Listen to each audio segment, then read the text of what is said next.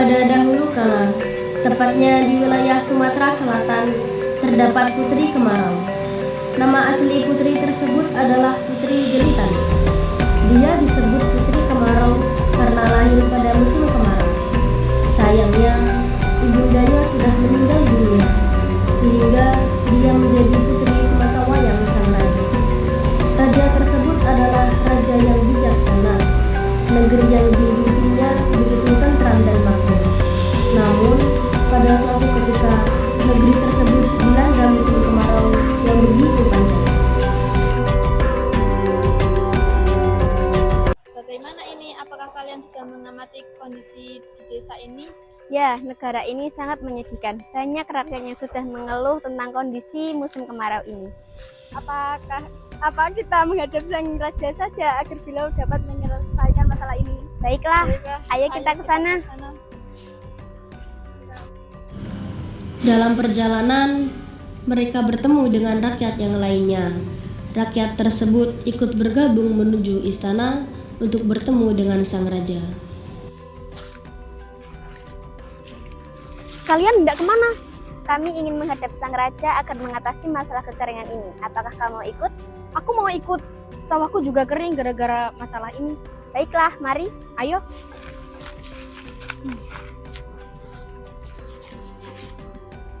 Mereka berjalan ke istana.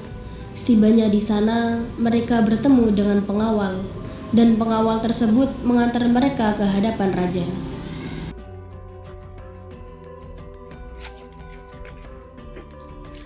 Ada hal apa kalian sampai datang ke sini? Maaf Baginda, kedatangan kami ke sini semata-mata untuk meminta solusi atas masalah kekeringan ini. Baiklah, saya akan mengatasi masalah ini. Baiklah, kalau begitu kami akan menunggu kabar baiknya. Mohon undur diri. Oke. Pada siang harinya, para peramal yang telah diundang oleh raja datang ke istana. Maaf Baginda, apa gerangan Anda memanggil saya kemari? Tujuan saya mengundang Anda untuk mengatasi masalah kekeringan pada saat ini. Baiklah.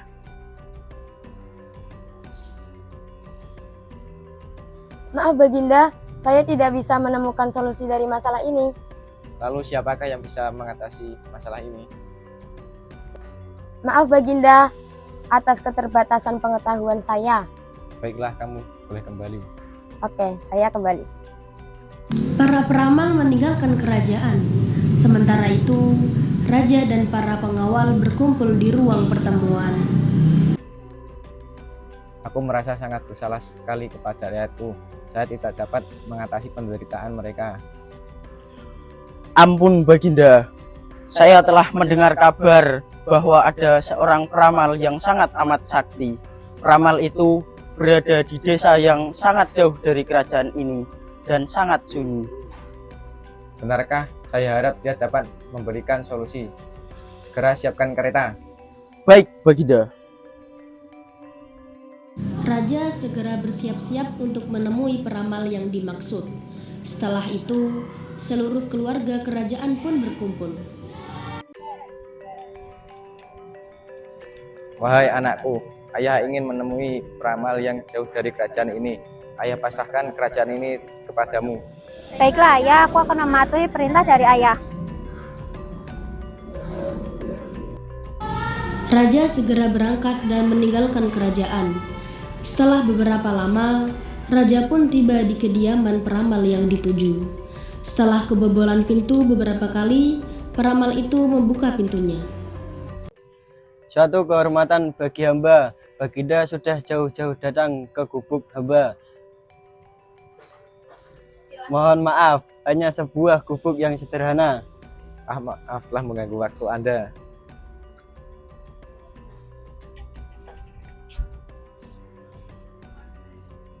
Kiranya apa yang membuat Paduka kemari? Wahai Tuan Peramal, negeriku tengah dilanda musim kemarau. Rakyatku kesulitan dalam menghadapinya. Apakah Anda ada cara untuk mengatasinya?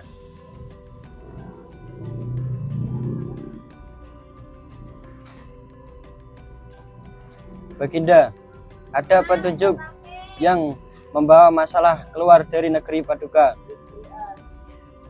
Petunjuk itu akan muncul di dalam mimpi sang putri. Baiklah, saya akan menanyakan kepada putri saya. Terima kasih telah membantu. Terima kasih kembali Paduka. Sang raja pun meninggalkan rumah peramal. Setelah sampai di kerajaannya, raja kemudian menemui putrinya.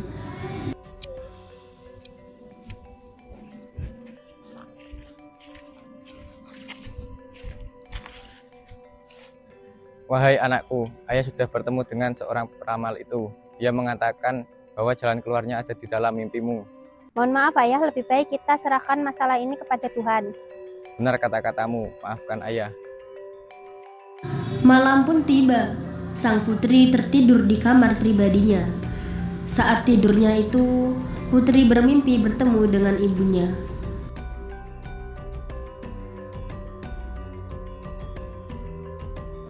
Wahai putriku, apa yang dialami di negeri ini akan berakhir apabila ada seseorang gadis yang bersedia berkorban dan mau menceburkan diri ke laut. Putri segera terbangun dari tidurnya. Raja pun masuk ke dalam kamar putri untuk menenangkannya.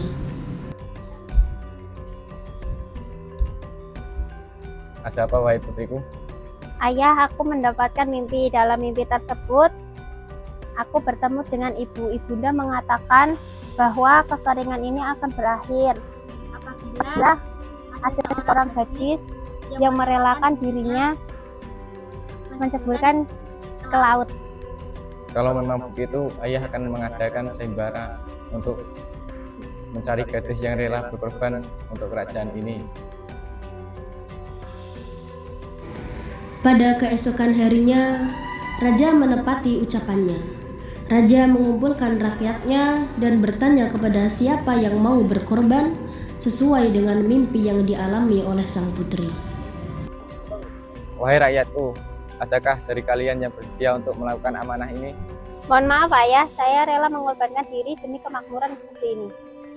Jangan anakku, engkau satu-satunya keluarga yang aku miliki. Tidak ayah, lebih baik saya menjadi korban demi rakyat dan negeri ini.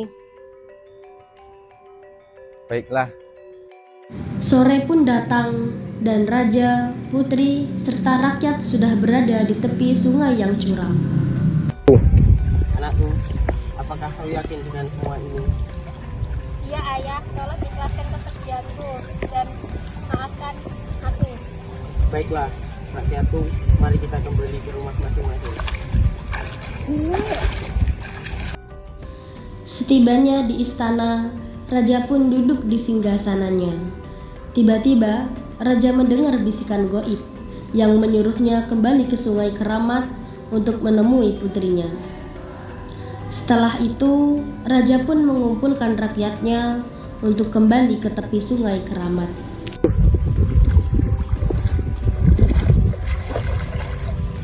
Pengawal, bawalah putriku kemari.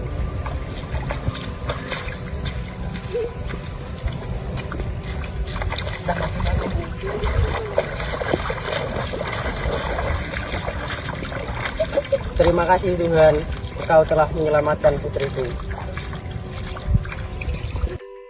Raja sangat bersukacita dan rombongan itu pun kembali ke istana. Masalah sudah terselesaikan dan beberapa tahun kemudian Putri Kemarau menjadi ratu yang menggantikan ayahnya. Dia memerintah dengan bijaksana sehingga rakyatnya bisa hidup dengan tentram dan makmur.